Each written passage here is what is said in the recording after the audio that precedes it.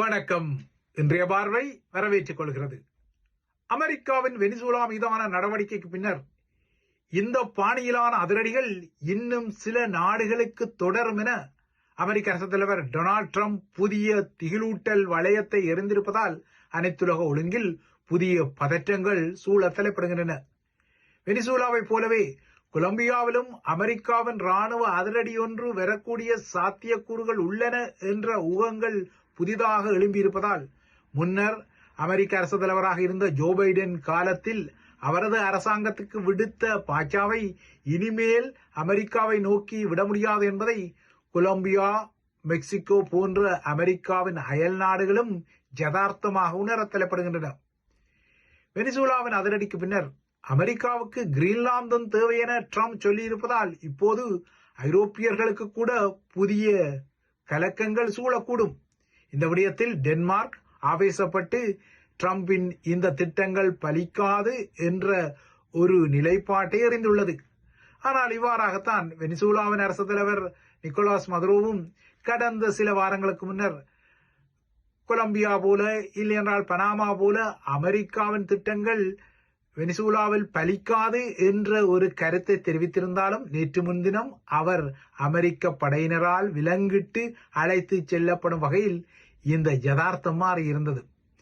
அமெரிக்காவின் பிடியில் உள்ள மதுரோ இன்று நியூயார்க் நீதிமன்றத்தில் முன்னிலையாகும் பின்னணியில் இவ்வளவு நாளும் அமெரிக்கா மீதான கடுந்தொனியை கக்கிய வெனிசுலாவின் துணை அரசு தலைவர் டெல்சி நேற்று அந்த நாட்டின் இடைக்கால அரசு தலைவராக பதவியேற்றுக் கொண்டதும் அமெரிக்காவுடன் ஒத்துழைக்க தயார், அதனுடன் ஒத்துழைத்து செல்ல தயார் என மென்மையாக பம்ம தலைப்படுகின்றார்.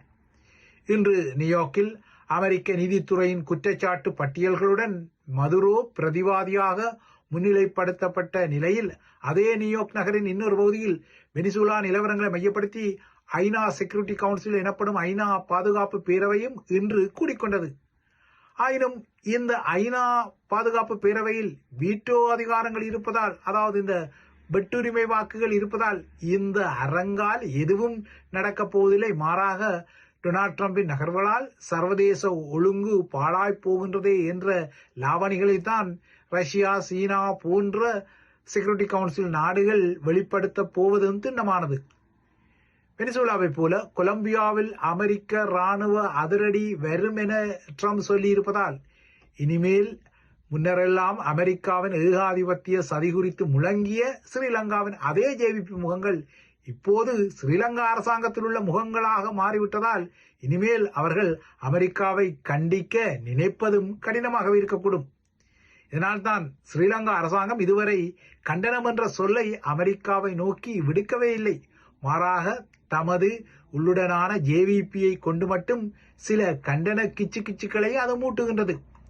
இந்த பதிவு பதியப்படும் நேரம் வரை ஸ்ரீலங்காவின் அரசு தலைவர் அனுரகுமார திசாநாயக்காவோ, பிரதமர் ஹரணி அமரசூரியவோ இல்லையென்றால் வெளியுறவு அமைச்சரோ எந்த கண்டனத்தையும் அமெரிக்காவுக்கு வெளியிடவில்லை. மாறாக அமெரிக்காவை கண்டனம் செய்து ஜேவிபி தான் ஒரு அறிக்கையை வெளியிட்டது.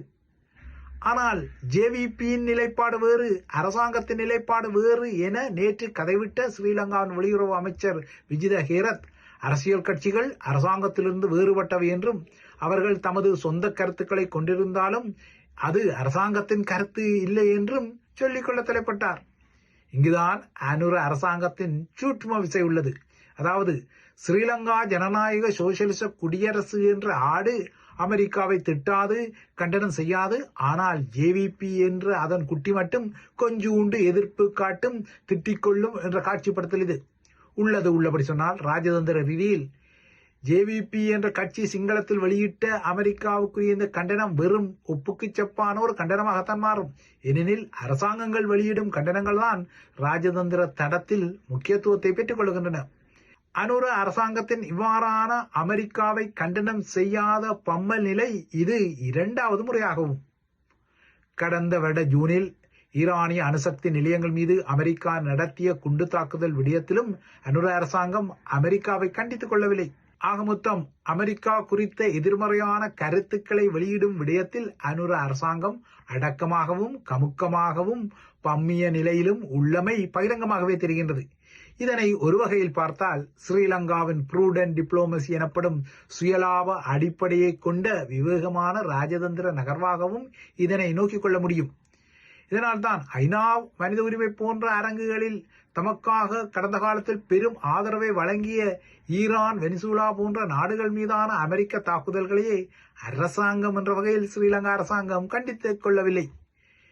ஸ்ரீலங்கா இந்த நடைமுறையை ப்ரூடென்ட் டிப்ளோமசியை எடுப்பதை ஈழத்தமிழர்களும் அவதானித்துக் கொள்ள வேண்டும். தமது அரசியல் உரிமை பிரச்சினைக்கு அனைத்துலக அனுசரணையுடன் ஒரு குடியொப்ப வாக்கெடுப்பு கோரும் ஈழத்தமிழர்களும் கொழும்பின் நகர்வுகளை நுட்பமாகவும் துல்லியமாகவும் அவதானித்துக் கொள்ள வேண்டும். அனைத்துலக அனுசரணையுடன் ஒரு குடியொப்ப வாக்கெடுப்பை கோரும் ஈழத்தமிழர்களின் நிலைப்பாடு தார்மீகமானது, அது ஏற்றுக்கொள்ளத்தக்கது என்றாலும் இவ்வாறான ஒரு நகர்வுக்காக இதுவரை தமது தரப்பில் கொண்டிருக்கக்கூடிய அனைத்துலக ஆதரவு பரோமீட்டரின் அளவீட்டின் நிலைமை என்ன என்பதையும் அவர்கள் உளமாற சுய பரிசோதனை செய்து நோக்கிக் கொள்ள வேண்டும். சும்மா முகநூல்களிலும் சமூக வலைத்தளங்களிலும் தொடர்ந்தும் தேசியம் சார்ந்த உசுப்பேற்றங்களை மட்டும் செய்து கொள்வதால் பலன்கள் விளையப் போவதில்லை. தமிழர்களின் அரசியல் செல்நெறியின் அடித்தளம் தற்போது உடையனில்லா சேலையாக சிதைந்திருப்பதற்குரிய ஒரு புதிய ஆதாரம் கடந்த சனியன்று யாழ்ப்பாணத்தில் வெளிப்பட்டது. அன்று தையிட்டி திஸ்ஸவிகாரைக்கு எதிராக அறவழி போராட்டத்திற்கு கூடிய கூட்டத்தை விட யாழ்நகரில் புதிதாக திறக்கப்பட்ட ஒரு தனியார் ஆடை கடையின் முதல் நாளில் கூடிய கூட்டம் அதிகமாக இருந்தது. இந்த கடையில் முதல் நாளே மலிவு விலையில் ஆடைகளை அள்ளிக்கொள்ள திரண்ட மக்கள் கூட்டம் அதிகமாக இருந்தது தையிட்டி விகாரையில் ஒரு முக்கியமான நகர்வை நோக்கிய தமிழர்களுக்கு கசப்பாக இருக்கும் ஒரு யதார்த்தமாகும். ஆனால் இந்த யதார்த்தத்தை ஈழத்தமிழர்களுக்காக தேசியத்தின் போர்வையில் அரசியல் செய்வதாக கூறும் அரசியல் முகங்களும் குடிசார் தலைமைகளும் உன்னிப்பாக அவதானித்துக் கொள்ள வேண்டும். இதற்காக மக்களை அடிமைத்தனம் கொண்ட ஒரு கூட்டம் என குறை சொல்லி தப்பிவிட முடியாது. கடைகளில் ஒன்று கூடியமைக்காக இந்த சொல்லாடலை அவர்களுக்கு பயன்படுத்திக் கொள்ள முடியாது. ஏனென்றால் தேசிய உணர்வு சார்ந்த மக்கள் கூட்டத்தை வழிநடத்த வேண்டியது அரசியல் தலைவர்களின் பணியாகும்.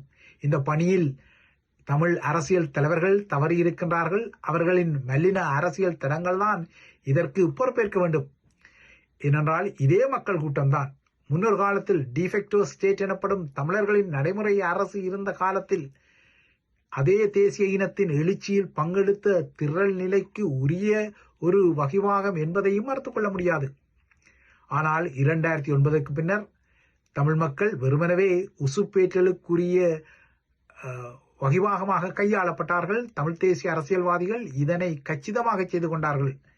இப்போது அதே தமிழ் தேசிய அரசியல்வாதிகள் கமுக்க டீல்கார்களாகவும் அரசாங்கத்தின் ஒத்தோடிகளாகவும் வெறுமனவே உதட்டளவில் தேசிய தலைவரை மகிமைப்படுத்துவதாக கூறும் கிளாடியேட்டர் முகங்களாகவும் மாறிவிட்டதால் இந்த நிலைமை தொடர்கின்றது.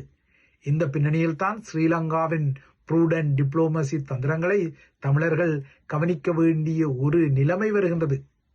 இவ்வாறாக ஸ்ரீலங்காவின் நகர்வுகள் இடம்பெற இந்திய ராணுவத்தின் தளபதி ஜெனரல் உபேந்திர திரிவேதி இந்த வாரம் இலங்கைக்கு செல்வதும் ஒரு முக்கியமான நகர்வாக மாறப்போகின்றது. ஏனென்றால் இலங்கை தீவை மையப்படுத்தி அனைத்து தரப்புகளும், அது இந்தியாவாக இருக்கலாம், சீனாவாக இருக்கலாம், இல்லையென்றால் அமெரிக்காவாக இருக்கலாம், தமக்குரிய வகிவாகங்களை பெற்றுக்கொள்வதில் மும்முரப்படுவது அண்மைய நாட்களில் அவதானிக்கப்படுகின்றது. குறிப்பாக தித்வா சூறாவளி இலங்கை தீவை ஊடறுத்து கடந்த பின்னர் இந்த வகிவாக கோரல்கள், நிவாரண உதவிகள் மற்றும் மீட்பு அணிகளை களமிறக்கிய நகர்வுகளுக்கு பின்னால் நுட்பமாக வருவதை அவதானித்துக் கொள்ள வேண்டும். இது ஏதோ ஒரு வகையில் ஈழத்தமிழர்களின் அரசியல் சுயநிர்ணய உரித்துக்களுடன் உரசவே செய்யும் என்பதைத்தான் இந்திய ராணுவ தளபதியின் இந்த வார இலங்கை பயணம் உறுதிப்படுத்துகின்றது. அதுவும் கடந்த சில தினங்களுக்கு முன்னர் இந்திய வெளியுறவு அமைச்சர் ஜெய்சங்கர் அந்த தீவுக்கு பறந்து சென்று சில இலக்குகளை உறுதிப்படுத்திய பின்னர் படைய ரீதியில் சில உறுதிப்படுத்தல்களுக்காக இந்திய படை தளபதி இலங்கைக்கு பறப்பது ஒரு முக்கியமான விடயமாகத்தான் தெரிகிறது.